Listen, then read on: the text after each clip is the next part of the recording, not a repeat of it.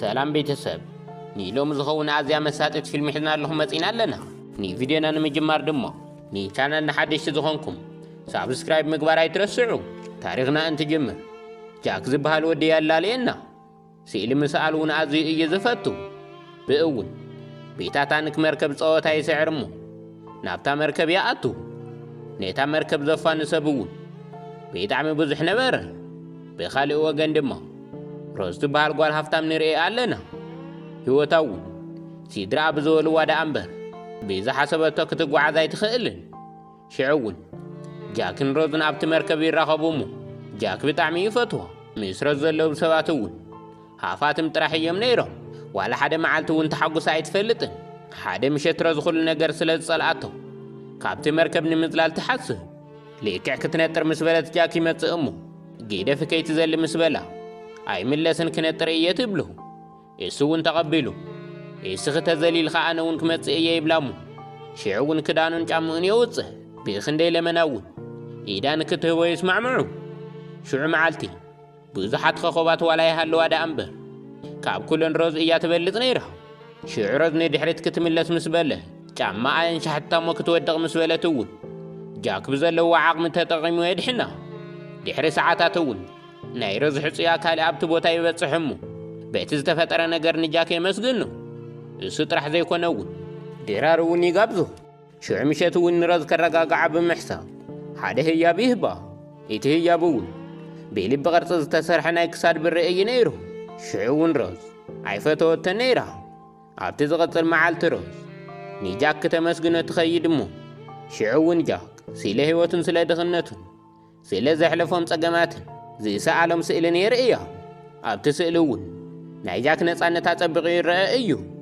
ሽዑ ሮዝ ብናይ ጃክ ነፃነት ብጣዕሚ ትቐንህ ሽዑ እውን ናይ ሮዝ ኣዲኣ ምስ መሓዝታ ኮይና ንሮዝን ጃክን ትረኽቦ ናይ ሮዝ ኣዲኣ ግን ንጃክ ኣይፈተወተን ነይራ ምሸት እውን ናብ ድራር ንምኻድ ጃክ ይዳለሙ ሓንቲ ሃፍታም ሰበይቲ እውን ንጃክ ናይ ወዳ ክዳን ትህቦ ኣብቲ ናይ ድራር ፕሮግራም ጃክ ንሮዝ ምስ ረኣያ ልቡ ምውቃዕ ጠጠው ዘበለት እዩ መሲልዎ ሮዝ ብጣዕሚ እያ ፀቢቓ ነይራ ሕልሚ ዝርኢ ዘሎ እዩ እውን መሲልዎ ንመፈለምትኡ ግዜ እውን ምስ ሃፋትም ድራር ናበልዐ እዩ ሽዑ ምስ ሓተትዎ እውን ስለ እቲ ቲኬት ብኸመይ ከም ዝረኸቦን ስለ ድኽነቱን ሓቃዊ መንነቱን ይነግሮ ድሕሪ ድራር እውን ጃክ ንሮዝ ብንእሽተን ወረቐት ፅሒፉ ተሰናቢትዋ ይኸይድ እቲ ሓቃዊ ታሕጓስ ዘሎ እውን ኣብቶም ድኻታት እዩ ሮዝ እውን ነቲ ጃክ ዝገደፈላ መልእኽቲ ተንቦ እሞ ናብ ጃክ ዘለዎ ቦታ ትኸይድ በቲ ዝረኣያቶ እውን ብጣዕሚ ትሕጎ ከምዚ ዓይነት ታሕጓስ እውን ንመጀመርታ ግዜኣ እዩ ሽዑ ሮዝ እቶም ሃፋትም እንታይ ክብሉ ንዝብል ሓሳብ ጠጠው ተብል ብእውን ንጃክ ናብ ገዛኣ ተምፅኦ እሞ ጥራሕ ነብሳ ንክስእላ ትነግሮ ሽዑ እውን ነቲ ሕፁያ ምስኡ ምንባር ከም ዘይትኽእል መልእኽቲ ፅሒፋ ምስ ጃክ ትጠፍእ ሽዑ ናብ ሓደ ማኪና ይኸዱ እሞ ርክብ ይፍፅሙ ሽዑ ሮዝ ንጃክ እዛ መርከብ ጠጠው ምስ በለት ብሓባር ክንጠፍእ ኢና ትብሎ እሞ ፍቕሮም ገና ከየጠዓዖሙ ናሃለዉ እውን እታ መርከብ ትጓዓዘሉ ዘላ ኣንፈት ዓብዪ በረድ ከም ዘሎ ሓበሬታ ይበፅሖም እታ መርከብ ዓባይ ስለ ዝነበረት ግን ዝኣኸሎም ዋላ ተፀዓሩ እታ መርከብ ናብቲ በረድ ትኸይድ ብእውን ናይታ መርከብ ሓደ ነገራት ይውቅዑ ናይ መርከብ ታሕተዋይ ክፋላ እውን ማይና መልአ እዩ ረዚ እውን እቲ ዝተፈጠረ ነገር ንኣዳኣ ንክትነግራ ናብ ውሽጢ ተኣቱ ግን ከዓ ንጃክ ኢዱ እያ ሒዛ ተኸይዳ ኣብ ናይ ሃፍታምን ድኻ ዘሎ ፍቕሪ እውን ተቐናቓኒ ይበፅሑ ናይ ካልሓሽከር እውን ኣብ ናይ ጃክ ጁባ ናይ ሮዝ ናይ ክሳድ ብሪ የእትወሉ ሽዑ ጅቡኡ ይፍትሽዎ እሞ ጃክ እውን እቶም ናይ መርከብ ፖላይስ ይወስድዎ እቲ መርከብ ድሕሪ ሰዓታት ከም ዝሰምጥ ናይታ መርከብ ካፕቴን ተረዲእዎ እዩ እተን ንእሽተን ጀልባታት እውን ነቲ ሰብ ኩላይ ኣኽለኦን እቲ ናይ መርከብ ካፕቴን እውን ዓበይቲ ሰባትን ኣጓላትን እየን ዝሳፈራ ኢሉ ሕጊ የውፅእ ብጣዕሚ ዝሕልማይ እውን ናብታ መርከብ ይኣቱ ነበረ ናይ ሮዝ ኣዲ ኣብ ዝሐዚ ሰዓት ተሓስበ እውን ስእሊ ሃፍታን ቦታኣን እዩ ብእውን ኣብቲ ጀልባ ንሳፈር ብሃፍትና መጠን እዩ ትብል ሮዝ ብኣዲኣ ተሓርቕ እሞ ኣብቲ ጀልባ ይሳፈርን ኢላ ገዲፋታ ትኸይድ እቲ ጃክ ዝተኣሰረሉ ቦታ እውን ማይና መልአ ነበረ ድሕሪ ደቓይቕ ጃክ ብማይ ተዓፊኑ እዩ ክመውት ሽዑ ሮዝ ንጃክ ኣሌሻና ጥርዐት ናብኡ ትኸይድ እቲ ዝተኣሰረሉ ሸንሸል መፍትሕ ስለ ዘይነበሮ ብፋስ ገይራ ትፈትሖ ኢትሰብ እውን ዓርሱን ምትራፍ ምግያ ይጅምር ናይታ መርከብ ሰራሕተኛታት እውን ኣብቲ ማእኸል ማይ ዝንሳፈፍሉ ንኹሉ ሰብ ናሃቡ እዮም ሓደ ሓዲኡ ሰብ ግን ከም ዝመውት ኣሜን ኢሉ ተቐቢሉ እዩ ናይታ መርከብ ካፕቴን እውን ሚስታ መርከብ ክሰምጥ ይውስን እቶም ደረፍቲ እውን ነታው ዘሎ ሰብ ከጸናንዑ ብምሕሳብ ሚድራፍ ይጅምሩ ሓንቲ ድኻደ እውን ከም ትመውት ስለ ዝፈለጠ ከይትጽዕር ኣይደለየትን ምስ ደቃ ንምሟት እውን ትውስን ክልተ ዓበይቲ በዓል ሓዳር እውን ኢቲ ማይ ናኦም ንኣተወን ሃለዎ ናይ ሞት ዕጮኦም ተቐቢሎም ይድቅሱ ረዙ እውን ናብ ጀልባ ደይኡ ምስ ተባሃለ ንጃክ ገዲፈን ኣብ ዋላ ሓደ ኣይከድን ትብል ሽዑ ካል እስኺ በዚኣ ተሳፈሪ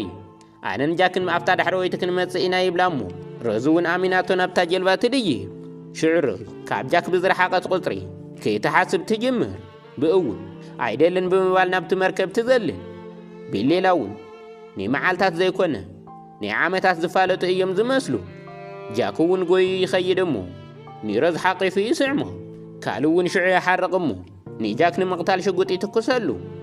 ይሰሙ እውን ኣማራፂ ስለ ዘይነበሮም ናብቲ ማይ ዝኣተወ ዘሎ ይኣቱ ሽዑ ካል ህይወቱ ንምትራፍ ክብል ኣብታ ጀልባ ንዘሳፍር ዘሎ ሰብ ገንዘብ ይህቦ እቲ ሰብ እውን ገንዘቡ ናብ ገጹ ይሽንድየሉ እሞ ብኢጌጋ ሰብ ተኪሱ ስለ ዝቐተለ ዓርሶ ኣጥፊኡ ናብቲ ባሕሪ ይኣቱ